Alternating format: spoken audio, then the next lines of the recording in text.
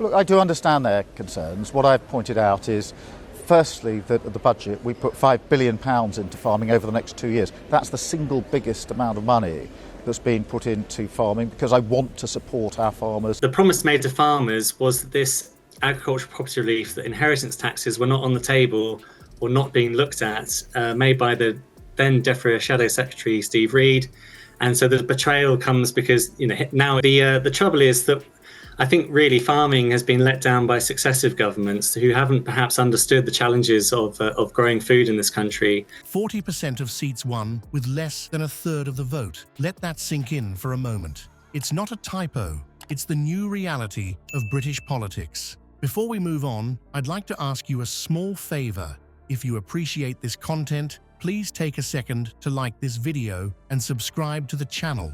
Over 98% of you watch the videos without subscribing. It costs you nothing, but it makes a huge difference to us. So, did you click the subscribe button? Great! Thank you so much. Now back to the video. This video will show you how this mathematical anomaly is possible and why it could lead to the most unpredictable election in UK history.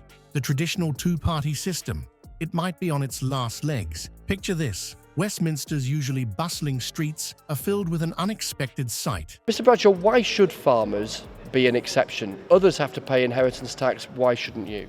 Unfortunately, the margins we're making from food production are just so low. On average, it's about a 0.5% return on capital. I really hope not. We don't want we don't want our consumers to bear the brunt of this. This is an issue with an ill-thought-through government policy. This policy is cruel, it is unfair, and it is going to destroy farming as we know it. You are feeding our families and you're struggling to feed your own. That is just so wrong. Tractors rumble down the pavement, their engines drowning out the usual political chatter.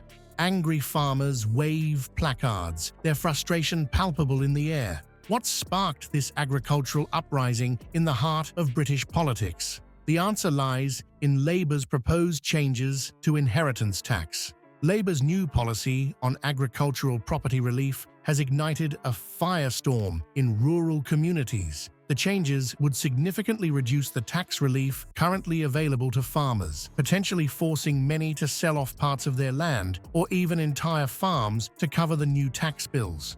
Critics argue that this move reveals a fundamental disconnect between Labour and rural life. Are they right? To understand the impact, we need to look at the typical family farm. Many are described as asset-rich, cash-poor.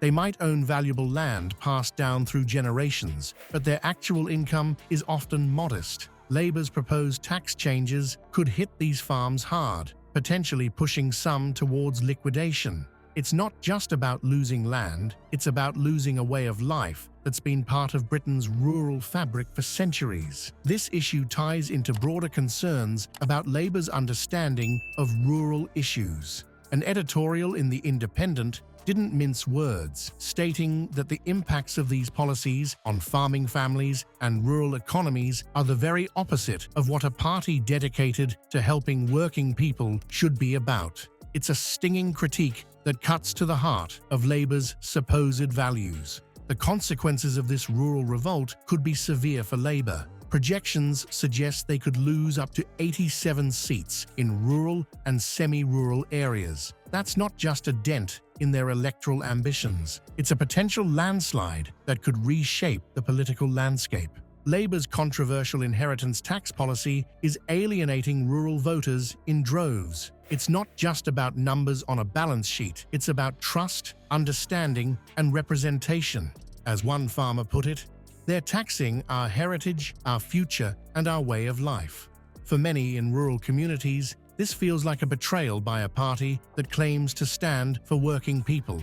As the dust settles on Westminster and the roar of tractor engines fades, another political force is quietly gaining ground. The rural revolt against Labour might just be the beginning of a larger shift in British politics. A shift that could redefine the traditional battle lines and open the door for new challenges to emerge. While Labour grapples with rural discontent, another seismic shift is rattling the foundations of Westminster. Reform UK, once considered a fringe party, is now projected to gain an astonishing 72 seats in the next election. This unexpected surge is sending shockwaves through the political establishment. What's driving this remarkable ascent? The answer lies in a perfect storm of voter disillusionment and strategic positioning. Reform UK has tapped into a deep well of frustration with traditional parties, particularly in former Labour strongholds. Working-class voters, feeling abandoned by Labour's unclear messaging and unfulfilled promises, are turning to Reform UK in droves. The party's appeal isn't limited to just one demographic. Reports suggest that Reform UK's membership has now surpassed that of the Conservative Party, indicating a broader shift in political allegiances. This growth is particularly notable in regions that have historically been Labour bastions, highlighting the depth of voter dissatisfaction with the status quo. Reform UK's policy positions are resonating with a significant portion of the electorate. Their focus on issues like immigration control and economic reform strikes a chord with voters who feel left behind by globalization and rapid social change. Unlike the perceived ambiguity of Labour's stance on these issues, Reform UK offers clear, albeit controversial, solutions that appeal to those seeking decisive action. The implications of Reform UK's rise for the traditional two-party system are profound. Polling data paints a startling picture. Labour could potentially lose nearly 200 seats, with 67 of those going to Reform UK. This isn't just a minor shift, it's a potential redrawing of the political map. As Reform UK gains ground, a startling electoral scenario is emerging. The fragmentation of the vote could lead to outcomes that challenge our understanding of representative democracy. We're potentially looking at a future where coalition governments become the norm rather than the exception.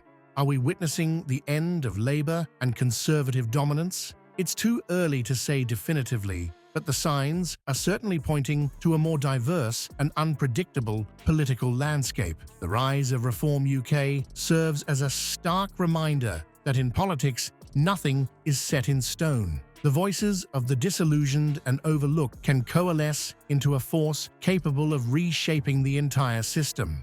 The political landscape in Britain is shifting dramatically, with the potential for 40% of seats to be won with less than a third of the vote. This mathematical quirk could upend traditional political calculations and usher in an era of coalition governments. The UK might soon find itself navigating the complex waters of multi-party politics, similar to countries like Germany and Italy. Coalition governments bring both opportunities and challenges. They can lead to more inclusive decision-making, but also result in policy gridlock when parties struggle to find common ground. For British voters, this new reality means their choices at the ballot box carry even more weight. Every vote could tip the scales in tight races, potentially determining which parties form alliances and shape the nation's future. As Britain edges closer to this new political frontier, the message is clear. Engagement in the democratic process is more crucial than ever. The era of predictable two-party dominance may be coming to an end, replaced by a more dynamic and unpredictable political ecosystem. In this brave new world of British politics, citizens hold unprecedented power to influence the direction of their country.